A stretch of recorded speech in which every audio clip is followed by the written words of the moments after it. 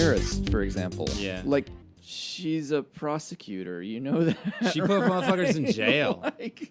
Like, And she's getting all like people are talking about how great she is. She got like 1% of the Democratic primary vote. People didn't fucking like her. Right. So please, CNN and MSN, stop telling me how great she is. You know, right.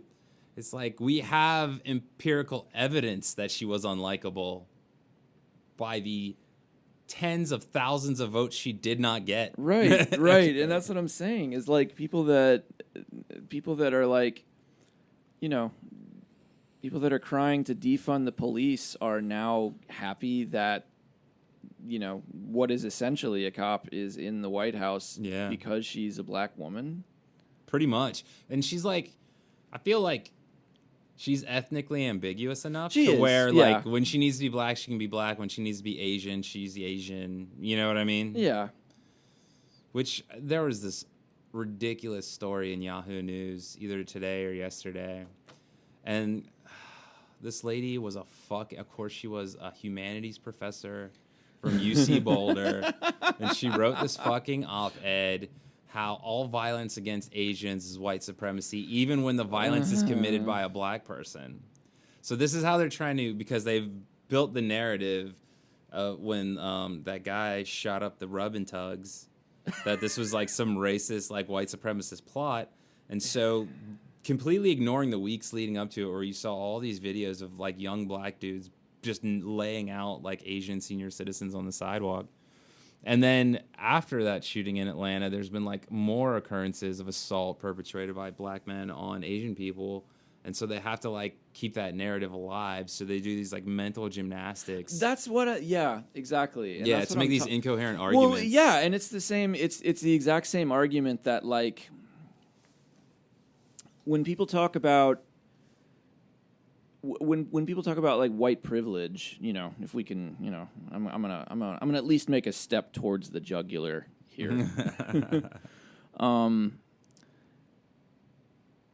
It's just like it's almost like as if it's sort of empirically known that because you are white, you have white privilege. Yeah. It's like that's the circular logic that I see in like every single one of these, you know, privilege tests you can do online or any kind of paper. Like, you know, I've definitely read my fair share of like sort of second wave feminism, like, you know, unpacking the cultural knapsack and all that sort of thing. And it's like it's redundant as hell. But anyway, that's not where I'm going with this. Where I'm going is that just like when we talk about white people, it's just like, oh, you know, yeah, you're white, so you have white privilege. But then when we talk about white people as a race, it's just like, oh, the response becomes, oh, wait a minute, whiteness isn't a race.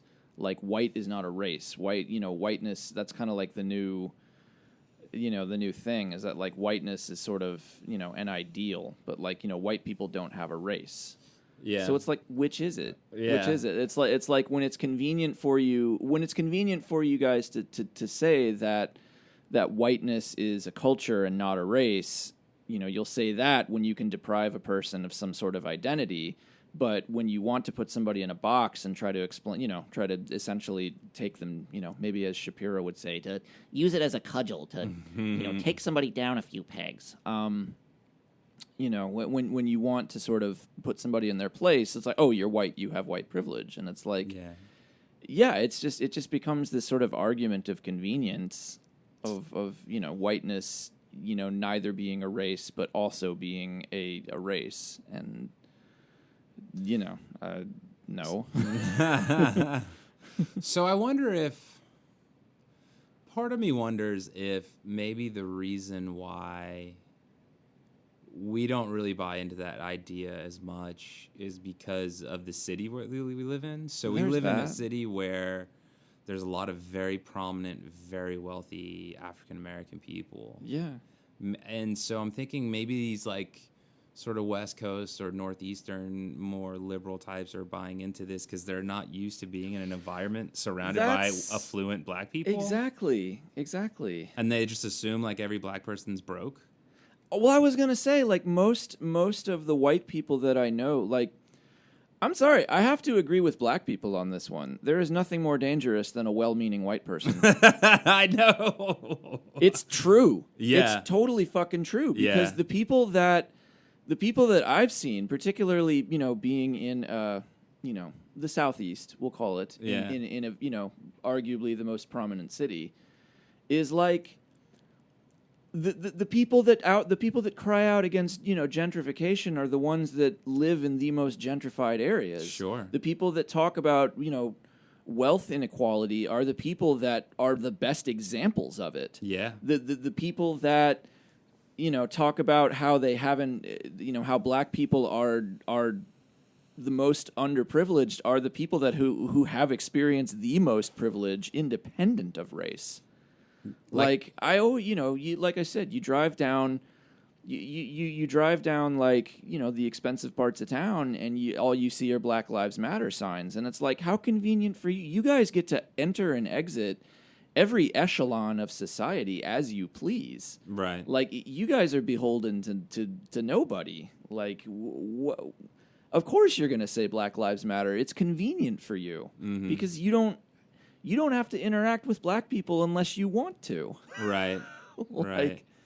You don't depend on most white people. You can, I'm talking, who I'm referring to are like Oakhurst types. Yeah.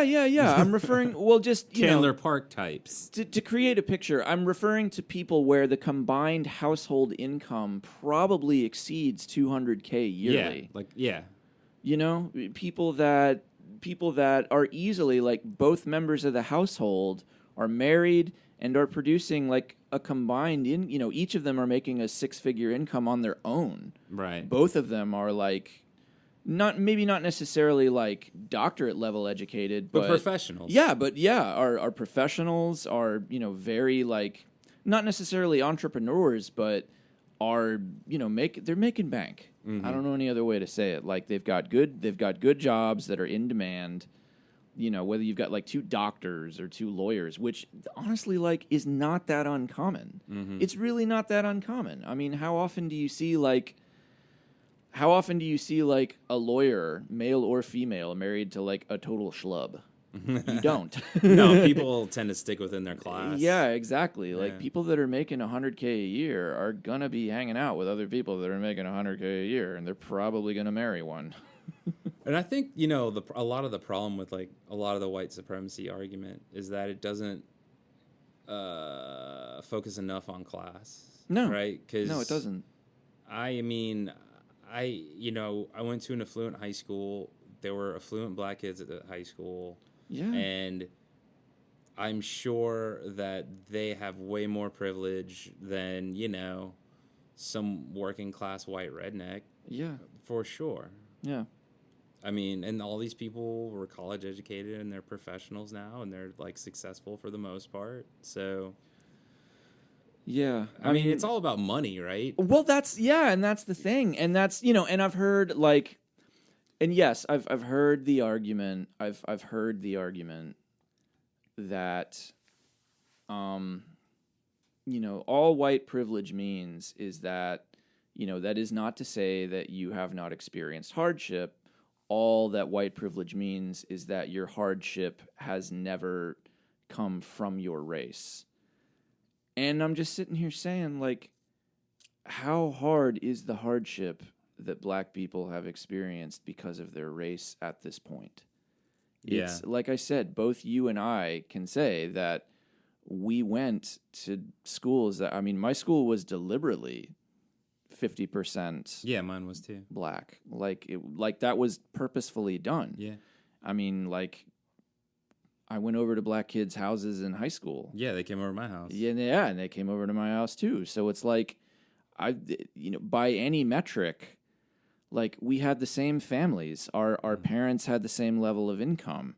And I'm talking about like our parents in the 90s, like me and another black family. Right. Our parents, that's the hour I'm referring to. And it's like, by any metric, like where our parents started in life, the educational opportunities we were given access to, the literature that we were given access to, the career opportunities that we were given access to, like so many of these things,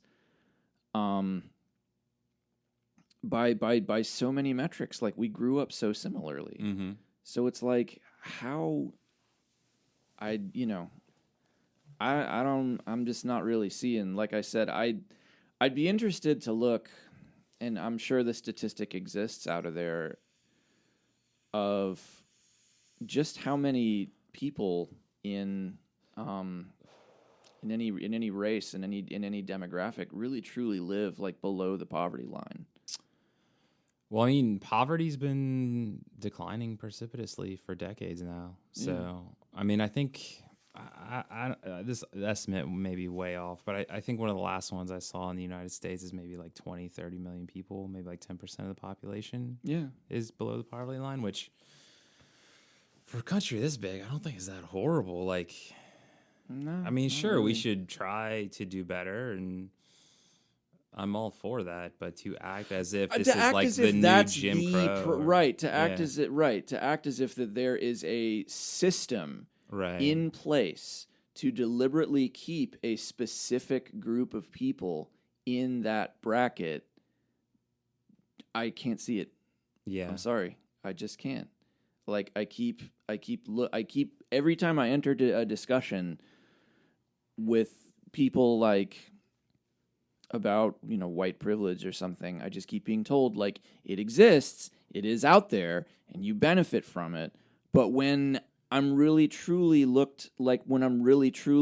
tried to show like where the rubber meets the road, like this is where white privilege actually happens, the only thing I can really find are like YouTube videos where a cop gets called on a black guy who's picking up trash outside his own apartment, and they're trying to ID him because he's black, or the cops have been called on him because he's black. And I'm not saying that's not shitty. Yeah. That is shitty. And I'm not saying that the person that might have called those cops wasn't, that whether they did it deliberately or not, that it might have been racially motivated. I'm sure it could have.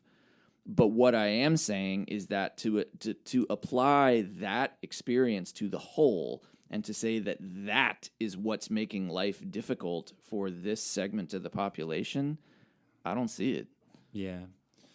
I mean, I think that's, if I could like think of the most, like the areas of the sort of white privilege critique that I think there is some sort of credence to, it would be the sort of daily interactions you have with strangers. I mean, I'm sure that like if a black guy in his 20s or 30s is kind of dressed hip hop style and walks by a woman, maybe she might clutch her purse or something, whereas she wouldn't do that when I walk by her. No, probably not. Like, so I mean, yeah, there's definitely stuff like that, but to extrapolate from that and say those are some reasons, those sort of micro interactions are the reason why an entire demographic of people cannot succeed, right, is like a huge leap that I can't take, No, I feel the same way. Like I said, I would be happy. I remember reasoning for myself like a few years ago, there are privileges to being white. Yeah. And like the biggest one I can think of is like all of my black friends know what it feels like to be the only person of their race in the room. Yeah. They know what that feels like. Yeah. To go into a room and nobody else looks like you. And I don't even mean like, I'm not even talking about like the DMV or a grocery store. I just mean like daily, a house party. Yeah, exactly. They know what it feels like to be the only person of their race in the room. Why wouldn't they? Most white people, I say as I overload the preamp, Jesus. Most white people, I really don't think know. I mean, I know. You probably know. Well, yeah, because I mean, I grew up in the South and Right. in a city, so I had a lot of black friends, and I got invited to like family functions and stuff. Yeah, and so, exactly. And it's funny because my best friend that I met through work is like a 63-year-old black guy who grew up in like Jim Crow, Columbia, South Carolina. Yeah. Like he saw some shit, and he's like commented to me. It's so funny. He'll be like, man, you're so comfortable around black people. Like, because we would go to like soul food restaurants in Vine City and stuff Right, like that. right, You know right, what I right. mean? Yeah, yeah. And he would be kind of surprised that I wasn't like sketched out by the place or, Yeah. whatever. And it's like, I mean, I went to school with black people, played sports, you know what I mean? Like, but it's interesting because you would think in places that are quote unquote more cosmopolitan, they would have a more like multicultural experience. But like I said, my cousin was visiting for Easter from New York City. His girlfriend was born in Jersey and grew up in New York City. And they were surprised, like when they got off the airport at Hartsfield, that there were like so many black people in the airport. And it's like you live in what is supposed to be like the cultural cosmopolitan capital of the world, New York City, right? Yeah. Like, how do you not engage with black people ever? I don't understand that. Yeah. No, I have to be honest. I've kind of had a similar experience in New York. Yeah, man. There's it seems like a lot of people like really kind of seems like a lot of white people in New York really kind of parade around their black friend, and it's like, yo, chill.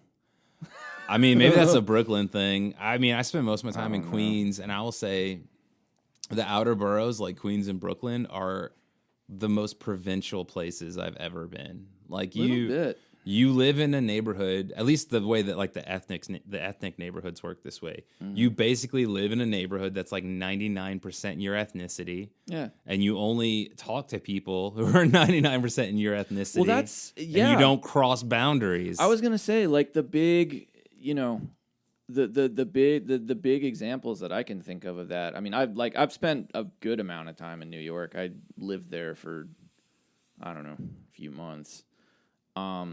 Maybe like Astoria would be a place where I feel like a lot of people, maybe like Greeks or something, but there's really no clear ethnic majority. Well, Astoria used to be almost exclusively Greek. Okay. And then in the last 10 to 15 years, I think so it was one of the areas where like Iraqis resettled if they came as a refugee. So it's become a little bit more Arab, and then also it's become more gentrified. So you have now it has the upper middle class whites. Yeah, now it has. I used to fucking love just, hey, I don't know what the hell I'm eating, but I'm gonna go get it. Which is, I don't know, one of the things that white people are criticized for doing. But like the neighborhood I spent most of my time in, there I was born and my grandparents lived until recently, is Howard Beach. Mm-hmm.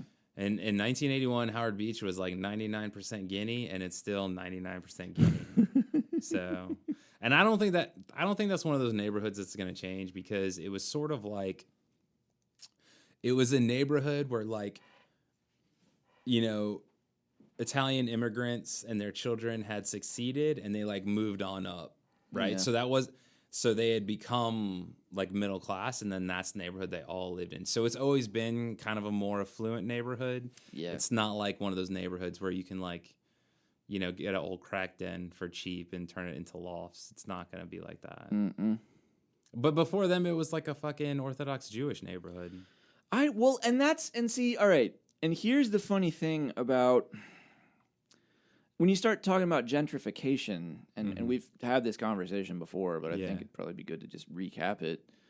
And I can see this being a very nice segue into the culture portion of our discussion, because frankly, I'm fucking tired of talking about politics.